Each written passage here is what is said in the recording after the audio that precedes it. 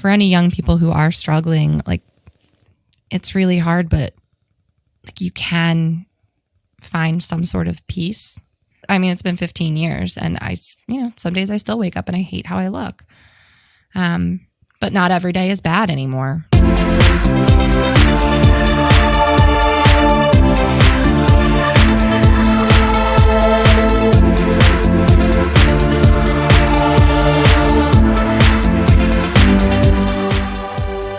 Welcome to It's Not Human Sexuality, the show that goes beyond sexuality to reproductive health. Understanding the foundations of reproductive health allows you and the ones you love to make better decisions about your health, mind, and relationships. I'm Dr. Betsy Cairo, or Dr. B. And I'm Mandy Johnson. And here with us today is Melanie Greenberg, a sexuality therapist, CrossFit enthusiast, and someone who has struggled with body image issues most of her life. I mean, I lost weight and I got a boyfriend. And then it did get so much deeper into identity because I was the girl with the eating disorder. Who am I if I'm not the girl with the eating disorder? And that's where the body dysmorphia comes in, because in the mirror, I was not seeing what they were seeing. It just sucks, because you can't quit food. I started getting tattoos and I just started liking my body more. I met Melanie when we were both students at Widener University, where she was working toward her dual master's degree in social work and human sexuality education. Melanie has struggled with body image issues for most of her life and is here to talk about her struggles, her successes, and to share the insight she has gained throughout her life. Welcome, Melanie. Hi. Thank you for having me. Thanks for being here. It's really nice to see you. I was thinking about it this morning. I'm like, it's been a couple years. I know. It doesn't feel like it's been that long, though. No, it doesn't. But it's been a while, because I think it was 2018. You're a grandma now. I know. Almost with 2. I've got another one on the way. Yeah. So, yeah. Congratulations. Thank you. So can you just start off by giving us a little bit of a, mini biography, if you will? Just give us a little history of who's Melanie. Sure. So I am one of 4 girls. So I have 3 sisters and I'm the third out of 4.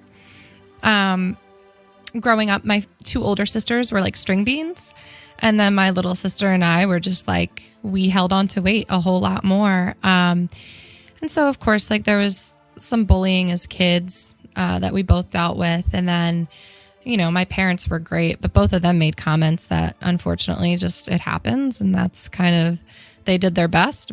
The 90s and the 2000s weren't super PC. So, by the time I got into middle school, again, all of my friends were pretty thin. And I wasn't looking back. I wasn't a fat kid. I mean, I was just bigger than some of the other girls. And by the time I was 15, I started really wanting a boyfriend. And then I was in the musical theater department, and we were doing a musical, and I was one of the dancers in the musical. And the choreographer, I remember, said, only the skinny dancers will have the pretty costumes. The rest of you will get what's left over. So that really stuck with me. Yeah. And then I remember I asked one of my friends to go to winter formal with me, and he said he wasn't going. And then he asked another girl in our grade who I was like, I don't really understand. The only thing that's better about her is that she's skinnier than me, in my 15-year-old brain. And I remember it was the day before Halloween, I think. And then on Halloween, I remember I didn't eat any of my Halloween candy, and that's kind of when it started.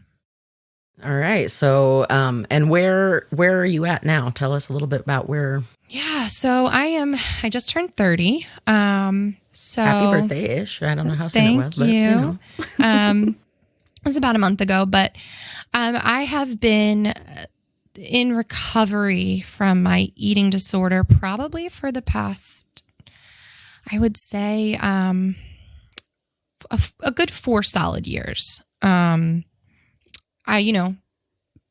bulimia does, unfortunately, there are things that come up here and there. And when I'm really bad at coping with stress. Sometimes it happens, but I haven't gone into like full episodes of bulimia or anorexia in at least 4 years. So congratulations on that. Thank you. And when did you graduate from Widener? I graduated from Widener in May 2020. So right smack dab in the middle of the pandemic. Yeah. Graduating and becoming a first-year therapist during COVID has been quite a journey. I bet it has. I also got my master's in May of 2020 and finished up during that time, but not flying to Pennsylvania anymore. So can you kind of give us a background on how body image impacts reproductive health or sexuality? Like, what's that connection there between body image and sexuality? Yeah. So if we're talking about reproduction in general, when I was 15, I stopped having my period. So I didn't have my period for over a year. So there's always the fear that I might not be able to have children. I'm not starting yet, so I'm not sure. But that fear is always there because I don't really know what I did to my body at that time.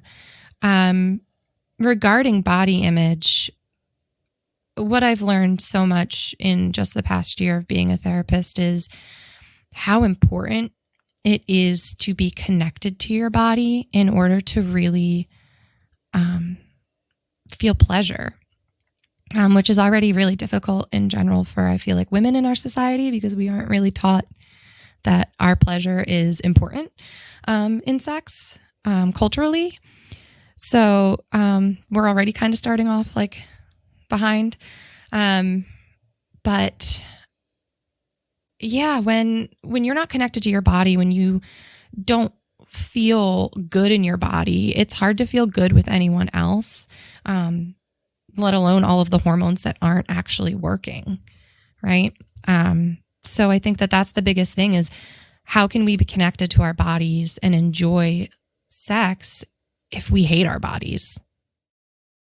Really good point. It's a really good point because there's a real big disconnect in the brain between that pleasure and that hatred of what the body is. And so that kind of leads into a question that I hadn't written down, but I just started thinking about is just in general. And this might be personal, so you can say no, but how has your body image issues affected your sex life and like how you view yourself as a sexual being? Like, did that, I guess I know of some young people who have sex because they don't feel good about their bodies and it's a way to validate themselves. And then there's others who, shy away from all of it because they're just so afraid of sharing themselves with others. Absolutely. And I definitely think that I was, the teenager and the young adult who had sex kind of to get that validation.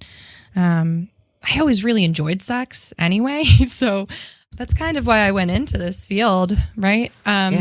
But I definitely was seeking that validation that I was good enough, that I was pretty enough, that these people wanted me. Yeah. And so I definitely went that route.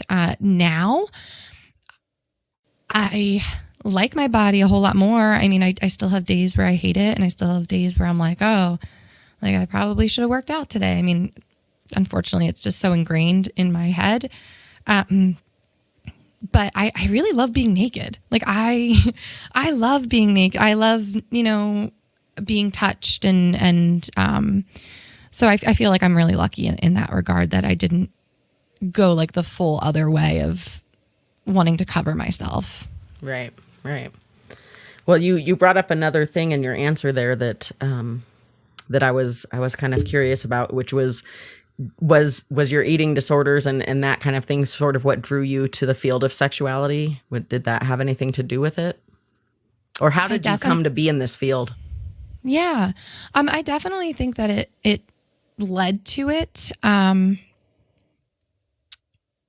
kind of was always like the person that people went to talk to about things, even when I was younger. And also it sucks, but like when you have had an eating disorder, it's really easy to pick out other people who are struggling, just based on behaviors and based on things that you're like, something like you just can recognize things. And so a lot of people came to me because I was very open about my eating disorder. In high school, I mean, everyone watched me lose weight and everyone saw it happen. So I didn't really have to like come out and say I had an eating disorder. Everyone just kind of knew. And so I was like, all right, I guess I'll just embrace it. Like, I'm the chick with anorexia, I guess. And so people did come to me and share their experiences. And I realized that I wanted to help people in this way. I wanted to be there for people who are struggling with themselves. So that definitely helped contribute to it. So I have a question about that identity that you embraced in high school, like you're the chick with anorexia. Was that sort of a self-fulfilling validation because as you lost weight, maybe you got more attention? Yeah. And so then you said, okay, this is working. I'm getting the attention I wanted. And so then after a while, you're no longer in charge anymore. And the brain is like, we're going to take it to the extreme. Is that kind of how you went with that? How that went for you with that social validation? Yeah, absolutely. I mean, I lost weight and I got a boyfriend. So, it really did just solidify in my mind, like, okay, this is what people want. This is what I'll be. And then it did get so much deeper into identity because I was the girl with the eating disorder. Who am I if I'm not the girl with the eating disorder? Who am I? And that is still kind of transforming in my life now as a locally competitive CrossFitter for the past couple of years. I was the really fit friend. I was the friend that people asked, how did you get your arms like that? What do I need to eat? And then as school and my career and COVID happened, I put on weight and exercise took a back seat. And that was really hard. Like, I'm not the fit friend anymore. I know I'm still fit and I know I still, but for me, I was like, that's not me anymore. And what do I do with that? And that was really challenging. How did CrossFit help you? Was that something that helped you heal, or was that something you did after you felt a little more healed? Like, where did that play in for you? Yeah. So being that I was like always just built kind of bigger, I was really strong. I was just a strong person. And I had a friend at my first job out of college who was like, you would be good at CrossFit. And I had an ex-boyfriend who had told me you would like CrossFit. And I was like, nah, like I'm not going to listen to my ex-boyfriend. But then, I decided I really wanted to try it. I wanted to learn how to lift weights. And I didn't even know how to hold a barbell at the time. And that was the end of 2013. So beginning of 2014, I like bought full in, everyone says CrossFit is a cult. Like, I mean, it kind of really is, but that is where I realized that like my body could do a lot of things. And then, I didn't really get too deep into it. 2016 is about when I started to get really into it and start like focusing in on getting better at it. I think there's a lot of people in the CrossFit community who have struggled with eating disorders. And I think that it definitely helped save my life in a way. CrossFit has its flaws, as does everything else, but it taught me how to stop being obsessed with how much weight can I lose? And instead I was thinking, how much weight can I lift? How much more can I squat? And then it transformed the way that I looked at food. I can't lift all this weight if I'm hungry. I'm going to pass out. I have to nourish my body. And so it became like more of a mindset of like, I'm an athlete. I have to feed my body in this way or it's not going to do the things that I want it to do. Did it ever like put you in a place where then you became differently obsessed with food, with like trying to get the right macros and the right micros and just getting Absolutely. that like, yeah, and that's been the challenging thing for me this past year. Because I was the fit friend. I mean, I was counting every single morsel that went into my mouth, and it became like that orthorexia, like the clean eating, obsessed with tracking peppers and onions, right? Like they're so minuscule, but I was, so I definitely got wrapped up in that. I definitely, would skip going out with friends because I wasn't in control of the food. And then this past year, I just became severely depressed, as most of the nation did, and the world. And I was drinking a lot, and I was eating what I wanted, and I was focusing on becoming a professional. And I just kind of like stopped being so meticulous about it. And my training suffered a lot. I mean, a lot. And I didn't like how that felt.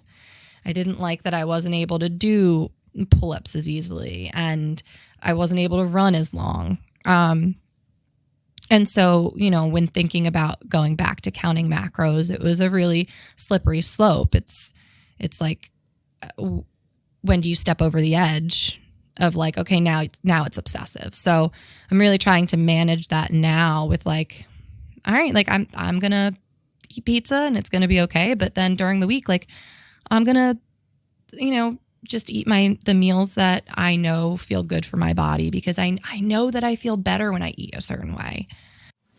Do you think there will ever be a non-connection or a disconnect between just what you just said, I feel better when I eat better, as just we all do, right? People in general probably would, then not tying it to a history of your relationship with food not being healthy, or I don't know if not healthy is the right word, but do you see what I mean? Like I do. Like I can sit here and say, oh, I feel better when I eat better. And it has no connection to anything for me. I mean, I was a gymnast, so I have some of that issues. But the point is that I don't dwell on, oh my gosh, I'm back into that. Do you think eventually you will move out of that and just say, this is me, and it's okay to feel better if I eat better? I really hope so. I really hope that I can get to a point where like intuitively eating is something that I can also feel happy and still maintain the level of training that I want. Right. And I think that if I wasn't still committed to trying to be somewhat competitive in a local sense, I think maybe I would be able to be a little bit more lenient, because now it's become like, I still want to be good at this. And also I hate to, I like my body when I can push it, when I can move longer, and I know that that's interconnected, and I hate it. But it's still something I'm working on. It's going to be lifelong for sure for me. But having that connection to, feeling good about what your body can do. I mean, even when there's that connection, it's, I don't know, maybe a healthier version of, I mean, I don't know. I've never, like Betsy said, when I eat good and feel good, I also don't have it connected to anything. Right. Yeah. And so, yeah, I mean, because your story for me is like, if I didn't know we didn't know your history, and you're saying you like how your body feels when you're stronger, and you have more endurance, and you can lift more, and you just physically feel better. There's nothing wrong with that, right? There's absolutely nothing wrong with that. And yet for you might, for our listeners who probably completely relate to this, there's that, voice in your head going, is this still a problem? Is this a problem? You know what I mean? And that's what you're struggling with. Absolutely. And it's not even the like, because I know that before, like if I would start to cut what I was eating, I'd be like, ooh, like I didn't eat that much today. Like that's good.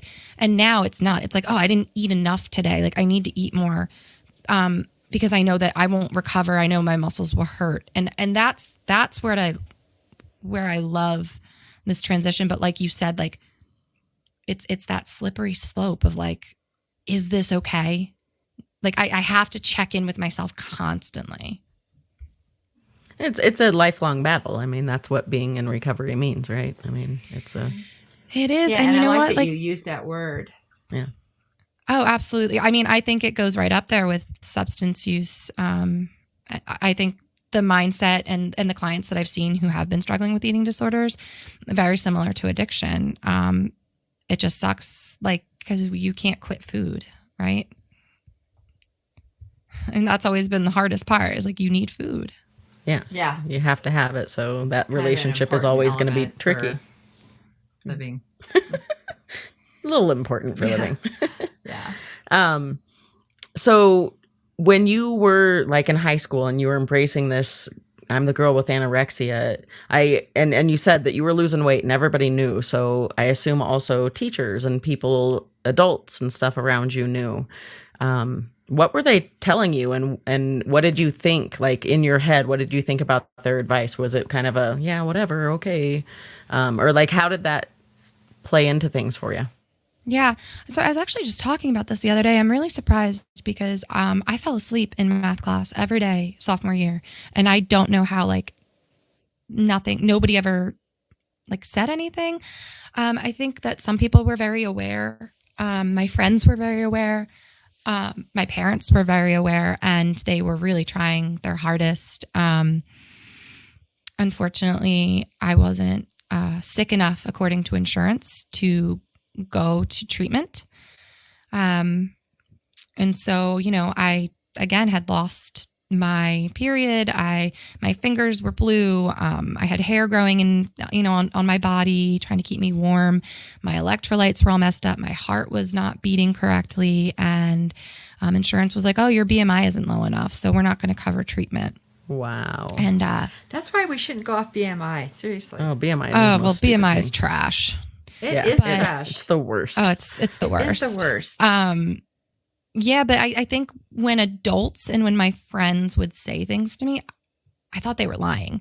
And that's where the body dysmorphia comes in, because in the mirror, I was not seeing what they were seeing. So you knew you had an eating disorder. It wasn't about that. You just didn't believe them when they told you you're so skinny, you don't need to lose any more weight. Right. I was like, no, like I'm not. Like I can keep pushing it. I wasn't, for me, I wasn't like 80 pounds needing a feeding tube. So to me, like I wasn't that sick in my head. And now we know that like eating disorders can be dangerous no matter what you look like. But were you ever taught anything about eating disorders or body image or anything in school? There it is. Yeah. In high school and middle school? A lot of what I remember reading a book from the library. I can't remember the name of it, but on the front of it, there was a picture of a girl with her finger in her mouth. And on the flip side was a skeleton. And it was the story about a girl with bulimia. And I remember that book very specifically. And I don't remember learning a lot about eating disorders in school. I know that my mom was like, let's try this diet and see if not to get me to lose weight, but to get me to then here's a healthy way for you to eat food. And I mean, that didn't work. And then, there's so many embarrassing things that come along with eating disorders. I mean, when I shifted from anorexia to bulimia, I was throwing up in containers and hiding them under my bed so that my family didn't hear the toilet. And yeah. And I didn't know how to, I was like, oh my God, I'm disgusting. So, but later on, then you've got more shame Yeah. and yep. all the things that roll with that. Because when I was in a bulimic state, in the binge and purge, I felt like I was out of my body. I didn't feel like it was really me. It was like a completely different person. And then once it was over, I felt so much shame and anger and sadness. So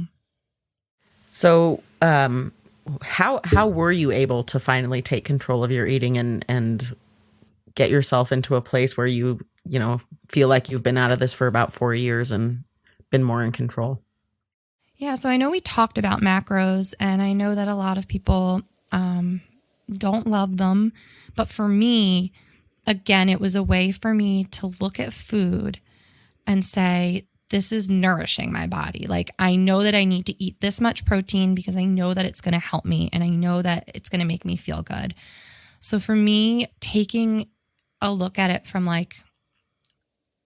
counting calories to knowing what I was putting in my body and knowing what was going to help nourish me, that was really helpful. So I think just learning about nutrition in general, learning that carbs are not bad and that they're actually essential, and learning that like eating fat is not going to make you overweight or fat. Even, it's those It's things also in essential. my mind. Exactly. I mean, it lubricates your joints. It helps your brain. So all of I think it was like really, Yeah. yeah, just learning about nutrition. I also, and this is a silly one, but it's one that I've been talking about a lot more lately. I started getting tattoos and I just started liking my body more. It's a different way to go about liking your body, but it works. I've never heard that one. I haven't heard that one either, not for this purpose, although I know a ton of people covered in tattoos. So. Yeah, maybe that's a motivation for a lot Yeah, of it was like people, taking back my body and like, oh, I don't love the stretch marks here, but I love the artwork that's there. And so now I love to look at my body in the mirror. Being as this is a lifelong struggle in real life, in reality, how do you think that plays into all of the things? Like, how does that play into your current relationship or your job or when you decide to become a parent? So professionally, if you decide to become a parent, I should not assume. No, it's okay. I did mention kids earlier. So, I professionally have decided to step back from, seeing individuals with active eating disorders. I think it didn't go the way that I thought it would. And I think that it was harder for me to separate myself from the client. I can work with people who are in recovery and, have some distance and still have some body issues and some disordered, food issues, but I don't want to work with people actively in eating disorders at this time. In my relationship, I have a really supportive partner. He owns the gym that I go to. And so, we work out together and he's encouraging and we cook together. And, if I can't cook, he always makes sure that we have something that's going to make me feel good and that's going to keep me on track with my goals. So I think, he's a gem, honestly. Like I lucked out there. He's great. Sounds like it. But, when I have my bad days, he makes me feel better. He can't change how I see myself, but sometimes just like, well, just snuggle me just so that like I have that connection, like that helps. But yeah, I think having a supportive partner makes all the difference for sure. He and I started dating in 2016 and that's about the time when I started taking control of my eating. So was he a factor in that too? Or did that influence you at all? Yeah. He was one of like the first healthy relationships I was actually in. So feeling good with someone made me feel better about me. Like not questioning myself. And I liked working out with him and I wanted to keep being able to do that. And I couldn't do that if I was sick. In regards to having kids someday, that is something I am working on in therapy currently, because I don't know how that's going to go for me. It's a big body change. It's a big sacrifice. And right now, I'm very selfish as a person in that regard. So I don't know what that's going to look like in the future. I do want children. But again, I don't know if I'm mentally prepared yet for the changes in my body. Yeah, I think there are a lot of women who go through body dysmorphic issues during pregnancy, even without history of having body dysmorphia. So you're definitely not alone in that. It's something that is very real. Mm. And I think another thing that's very real is sometimes their partner has a hard time witnessing it too. And for some people, they don't find pregnancy attractive, and I used to tell my students, if your partner is pregnant, I don't care if you have to practice in the mirror or whatever, but it's going to be like, you look good, and which is interesting because I was really lucky. My husband is not like PDA, none of that at all. Like ever. But when I was pregnant, he couldn't stop touching me in public. Like he'd rub my belly and I'd be like, okay, we're in the grocery store. So, maybe we shouldn't do that. Like back off a little. But I was fortunate though that I had somebody who was just so fascinated by it, because I struggled with it a little bit. And so it cuts on all edges around you, and society, luckily though, I think, especially in the last 15, 20 years, has really embraced the beauty of the pregnant body, with tight fitting clothing. Like we wore gunny sacks, you didn't show your pregnancy. You just had to look like a troll doll. Just wear a muumuu and a neck cut out and arms, So, but I think society really embraces the pregnant figure. And I find that very, I don't know. It's empowering. Sexy and it's empowering. Yeah. Yeah. I love it. I love that change. My sister has 3 kids and I adore them. And, a lot of people that I coach at the gym have gone through pregnancies and they've worked out up until they've given birth. And now, like, even in the CrossFit world, and I know in other fitness areas, people are making like postpartum specific workout plans for women because they're now realizing that, like, oh, these needs are different. We need to work on the pelvic floor. We need to work on, our core muscles before we start going back to what we were doing before. So I think that there's been a lot more movement around supporting pregnant bodies. Man, that's a really cool thing.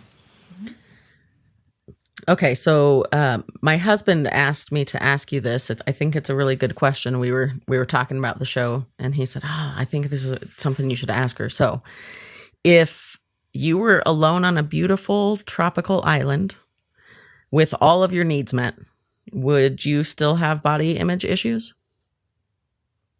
Is it a society-based thing, or is it a self-based thing?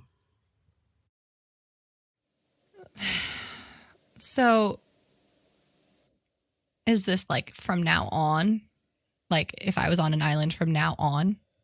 Oh, I'm not really sure which way he meant that, but let's go from now on. Yeah. Okay. So yes, probably. Because I am very self-critical. It's the self-critical part of it. I know that there was a study years ago done on like an island, of people who were like native to the island, and they didn't really have a lot of access to the other media and all of that. And they like surveyed the kids, the young girls, and like none of them really had any body image issues. And then they were exposed to media and they developed some body image issues. I don't know what that study was. So don't quote me on it, but I remember reading about this study and it was like, wow, yeah, it is so cultural. So I think now if I were on an island, I think I would still probably wake up and body check some days for sure. But maybe that would go away over time. Yeah. Without mirrors around, I wonder if that would help. I think it would help immensely. Yeah, I mean, I don't know. Yeah. It's just like when I go to the doctor and they want me to weigh in, I go, no, I'm not weighing in. And they're like, well, you have to. And I go, actually, I really don't. I don't have to weigh in. I don't need to know. I don't want to know. I don't need to know. So I don't. You don't need to tell me. Thank you. You don't need to tell me. Yeah. I stopped weighing myself a long time ago because I just didn't need to know. It was just a number that I could live without.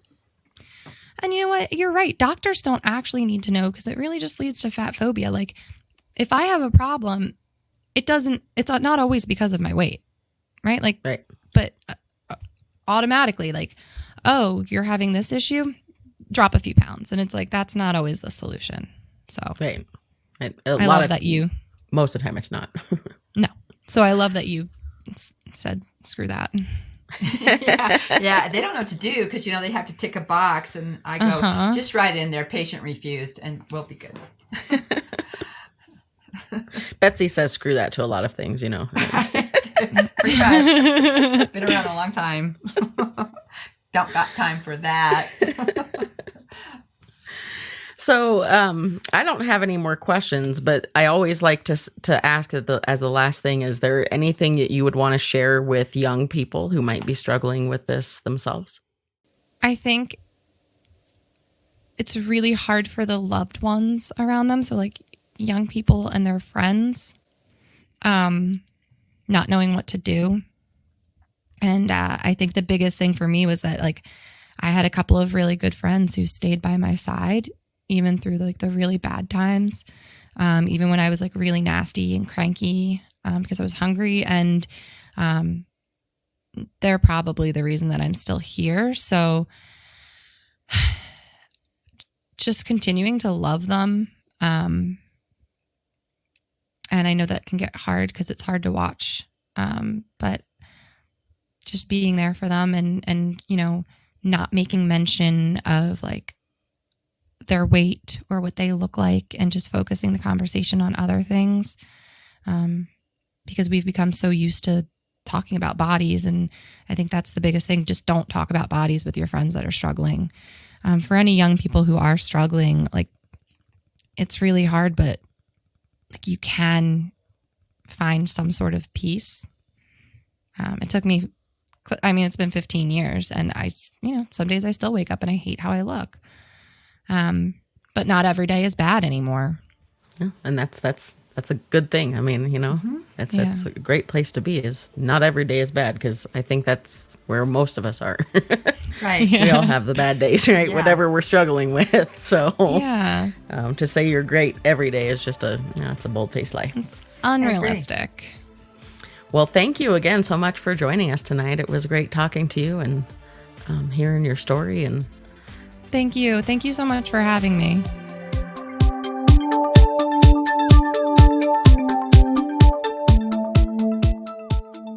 I love her story, and I love that she used the word recovery. yes. And I really enjoyed her candidness. I mean, you know, our audience can't see, but we're Zooming with her, and you can tell at times it was those, difficult. Those answers were still struggles. Mm-hmm.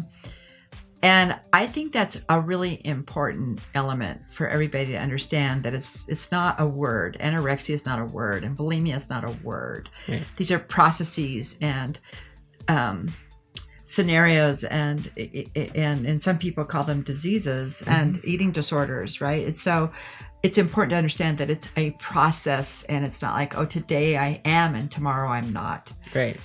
No, and I like that she likened it to an addiction, because it is so similar in that it's a lifelong battle. It's not anything that anybody who's dealt with is gonna just all of a sudden not have to deal with. Sometimes, you know, it's just always the piece there. that just really resonated with me the most, which I'm sure it did with you, is when you asked the question, were you taught anything about this in school? Yeah. And the answer is always no. No, you know, education's so darn important. Like, it is. Like, that's one of the things our curriculum covers is, you know, eating disorders and body image and societal pressures, and for men and women. Yes. And so once again, it just reiterates the need to get this topic in schools. Comprehensive sexual education. That's the key. Not just sexual education, but comprehensive, because that does cover education. That does cover body image. Yeah, ours does. Yes, it does. But yeah, she is darling, and I loved her story, and I'm sure a lot of people can relate. Yeah, I think so too.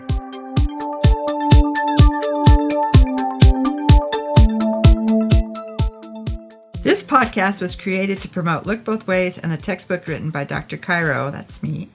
Look Both Ways is a nonprofit organization based in Loveland, Colorado, with a mission to educate our youth about their reproductive health to make informed decisions for their future.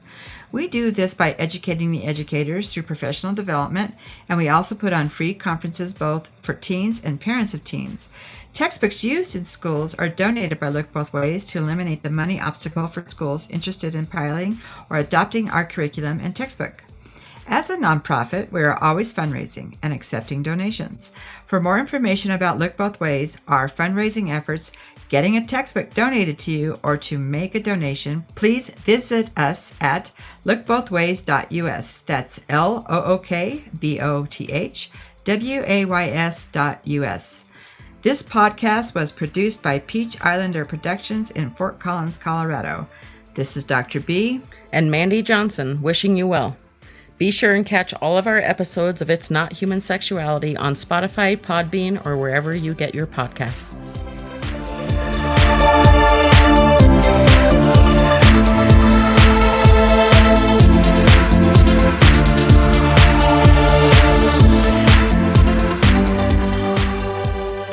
Betsy, if you need to talk, just go ahead and lean in there. Push Mandy out of the way. What up, Betsy? I'll be there. Okay. I got it on my mind, that song.